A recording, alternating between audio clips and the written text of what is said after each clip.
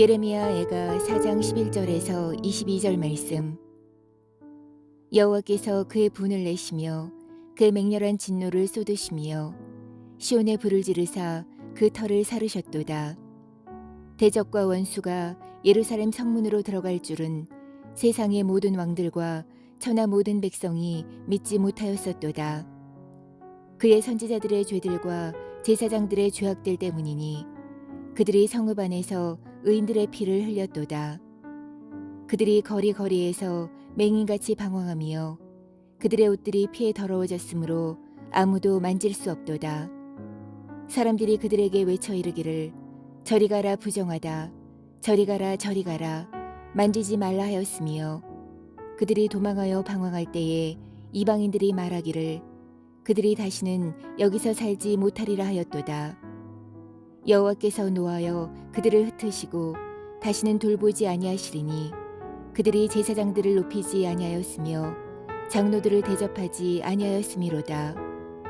우리가 헛되이 도움을 바람으로 우리의 눈이 상하며 우리를 구원하지 못할 나라를 바라보고 바라보았도다. 그들이 우리의 걸음을 엿보니 우리가 거리마다 다 다닐 수 없으며 우리의 끝이 가깝고 우리의 날들이 다하였으며 우리의 종말이 이르렀도다. 우리를 뒤쫓는 자들이 하늘의 독수리들보다 빠르며 산꼭대기까지도 뒤쫓으며 광야에서도 우리를 잡으려고 매복하였도다.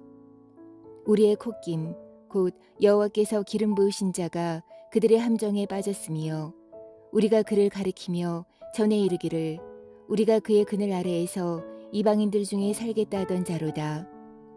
우스 땅에 사는 딸 에도마 즐거워하며 기뻐하라. 잔인에게도 이를지니 내가 취하여 벌거벗으리라. 딸 시온아 내 죄악의 형벌이 다하였으니 주께서 다시는 너로 사로잡혀 가지 아니하게 하시리로다. 딸 에도마 주께서 내 죄악을 벌하시며 내 허물을 드러내시리로다. 아멘.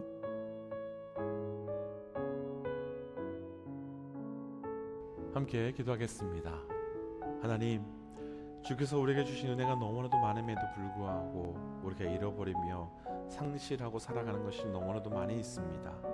하나님, 오늘 말씀을 통해서 우리 삶 가운데 상실한 그 은혜를 회복하며 다시 그 상실한 은혜를 누려가는 삶이 될 수 있도록 인도하여 주옵소서. 이 모든 말씀 예수님 이름으로 기도하였습니다. 아멘. 할렐루야. 죄인 되어 하나님을 떠난 우리를 포기하거나 버리하지 아니하시고 끝까지 돌이키시며 회복시켜 주시는 우리 하나님의 이름을 높이 찬양합니다. 오늘 우리 함께 나눌 말씀의 제목은 어제 말씀과 이어지는 말씀으로 상실한 은혜의 원인이라고 하는 말씀의 제목입니다. 우리는 어제 말씀에서 우리 삶에서 상실한 은혜에 대한 말씀을 좀 나누었습니다. 그러면서 그 상실한 은혜가 우리 삶 가운데 그 보살핌과 공급함의 은혜에 대해서 그리고 거룩함의 은혜에 대해서 나누었습니다. 그리고 연이어지는 오늘 말씀에서는 우리 삶에 공급되는 그 은혜가 무엇 때문에 사라졌는지 무엇 때문에 상실되었는지 그 원인에 대한 말씀을 함께 좀 나누어 보고 또 증거해 보려고 합니다.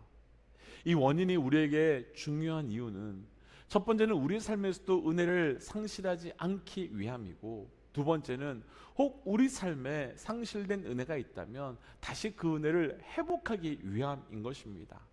오늘 말씀을 함께 묵상하면서 주신 은혜를 지키며 상실한 은혜는 회복하기 위한 우리의 영적 원리를 잘 묵상함으로, 그래서 우리 삶에서 주신 은혜가 계속 지켜지며 또 잃어버린 상실한 은혜는 다시 회복될 수 있는 은혜가 있기를 주의 이름으로 축복합니다. 상실한 은혜의 원인, 먼저 첫 번째는 본문의 13절 말씀입니다. 13절 함께 읽지요. 그의 선지자들의 죄들과 제사장들의 죄악들 때문이니 그들이 성읍 안에서 의인들의 피를 흘렸도다. 아멘.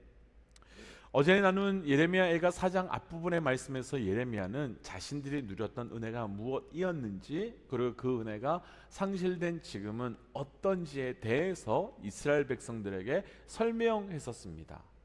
그리고 연이어지는 오늘 말씀에서는 13절에서는 여호와께서 분을 내시고 대적과 원수들이 예루살렘 성문으로 들어오는 그 모든 왕들과 모든 백성들이 믿지 못할 일이 생겼는데, 그것은 바로 선지자들의 죄들과 제사장들의 죄 때문으로, 그들의 죄 때문에 성읍 안에 의인들의 피가 흐르게 되었다라고 말하면서 절대로 사라지지 않을 것 같은, 절대로 없어지지 않을 것 같은 그 은혜가 왜 사라졌는지, 왜 무너졌는지, 그 상실한 은혜의 원에 대해서 설명하고 있습니다.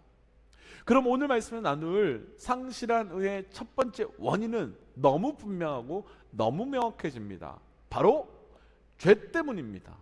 그런데 그 죄들이 단순하게 백성들의 죄가 아니라 13절에서 정확하게 설명하고 있듯이 선지자들과 제사장들의 죄, 그러니까 오늘날로 적용해 본다면 교회와 목회자들의 죄, 그리고 믿음을 갖고 있는 성도들의 죄, 곧 선택받고 구원받은 자들의 죄 때문에 하나님께서 절대로 거두시지 않을 것 같은 그 은혜의 축복, 그 축복의 은혜를 거두시고 멈추게 하시고 상실케 하셨다는 것입니다.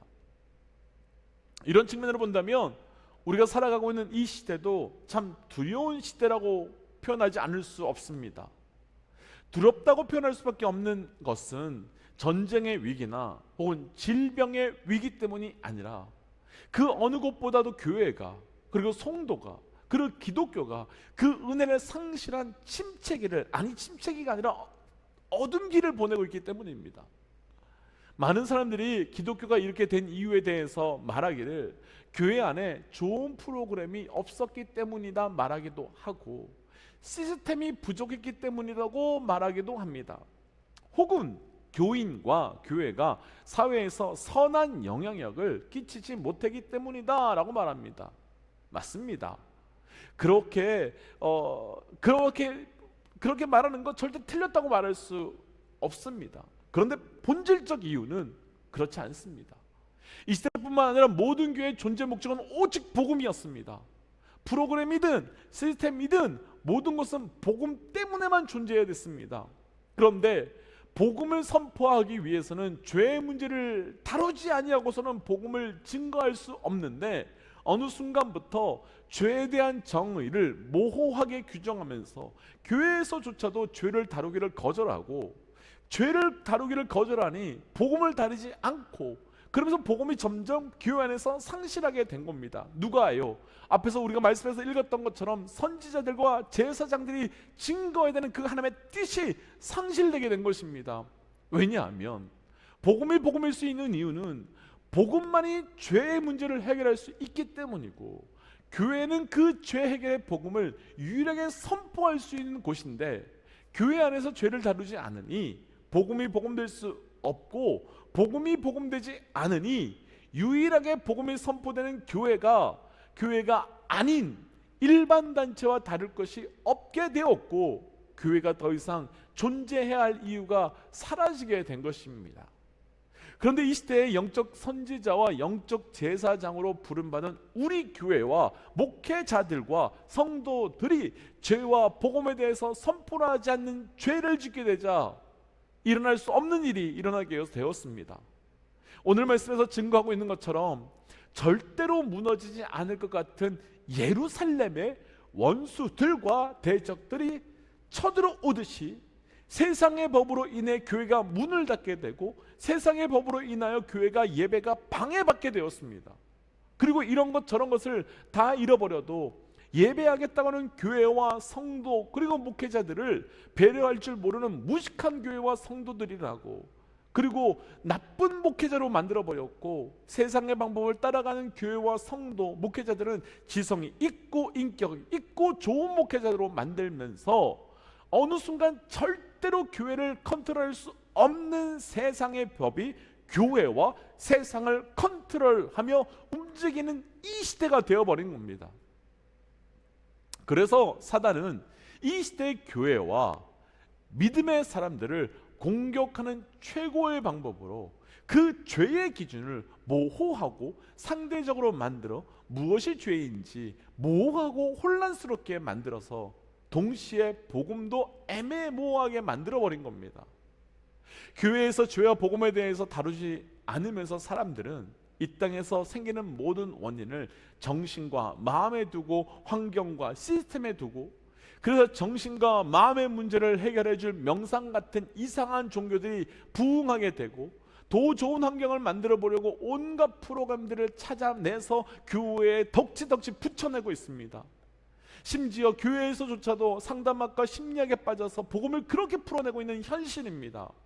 그 결과 사람들은 교회도 떠나고 복음도 부인하고 예레미야가 통곡하며 외친 그 은혜의 상실의 원인을 동일하게 우리 교회도 이 시대도 행하고 있는 것입니다. 그 이 시대를 살고 있는 예수를 믿고 있는 구원받은 이 시대의 선지자들인 제사장들인 우리가 해야 될 것은 무엇이겠습니까? 죄를 선포하고 죄를 고백하게 하고 죄를 멈추게 하는 것입니다. 그리고 동시에 복음을 우리가 선포하는 겁니다. 죄가 죄로 인식되지 않다가 죄가 죄로 고백된 그 시간은 구원이, 그리고 복음이, 그리고 상실된 은혜가 다시 회복되는 시간이 될 것입니다. 우리에게 이것이 축복이 될지 모르겠지만 하나님 앞에서, 말씀 앞에서 우리의 죄인됨이 고백되어 이 시대의 상실한 은혜가 다시 온전히 회복되어 가는 삶이 되시기를 주의 이름으로 축복하며 도전합니다. 상실한 은혜의 원인 두 번째, 조금 내려가서요 17절 말씀 함께 좀 읽어보죠. 17절입니다. 우리가 헛되이 도움을 바람으로 우리의 눈이 상함이요 우리를 구원하지 못할 나라를 바라보았도다. 아멘. 예레미야는 하나님의 은혜가 우리에게 상실된 두 번째 원인에 대해서 우리가 헛된 것에 도움을 바라며 헛된 것을 바라보았기 때문이다 라고 말합니다.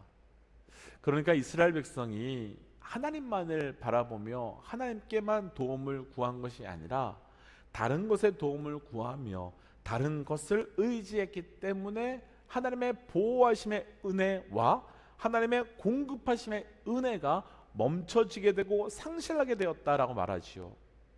그럼 이스라엘 백성들이 바라보며 도움을 구한 역사적인 대상은 어디겠습니까? 당시 역사적인 흐름으로만 살펴본다면 바로 애굽입니다.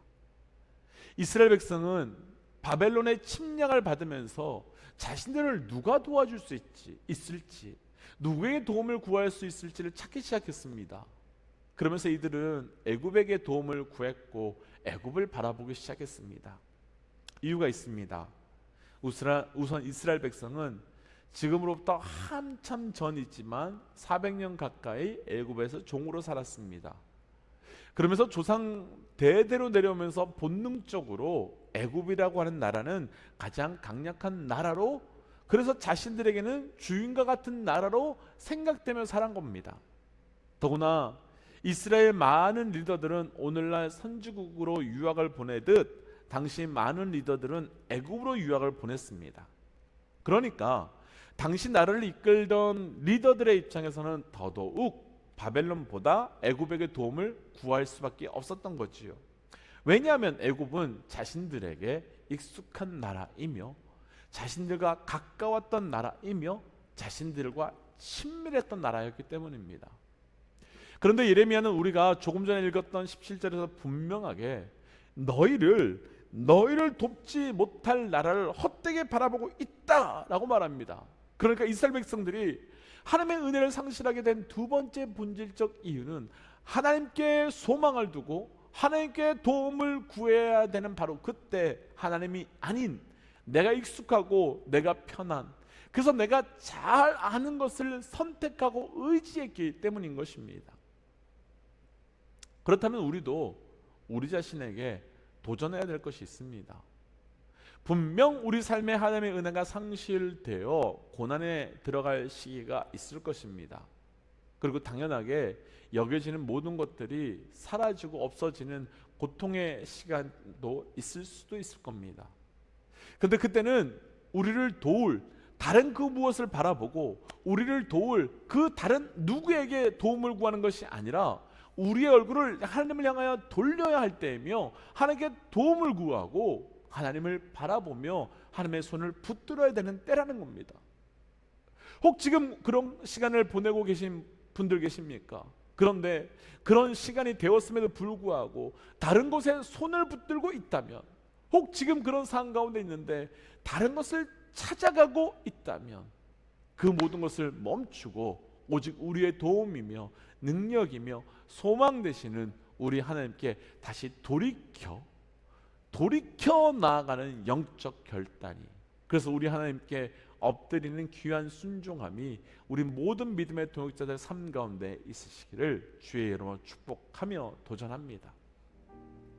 그래서 이 시간 이렇게 좀 기도하고 싶습니다.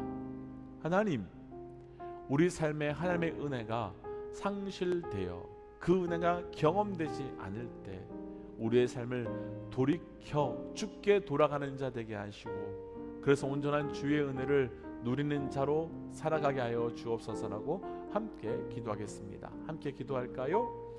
하나님, 하나님께서 주시는 말씀을 기억하며 나갑니다. 하나님, 우리 삶에서 주께서 주시는 은혜가 너무나도 많은데 그 은혜를 상실한 것을 알고 있었음을 주님 고백합니다. 하나님, 이 시간 주께서 주시는 온전한 은혜가 다시 회복되며 다시 시작되며 온전히 고백되게 하여 주시고, 그 상실한 은혜가 내 삶 가운데 주의 은혜로 또 다른 증거로 또 다른 은혜를 고백되게 하여 주옵소서.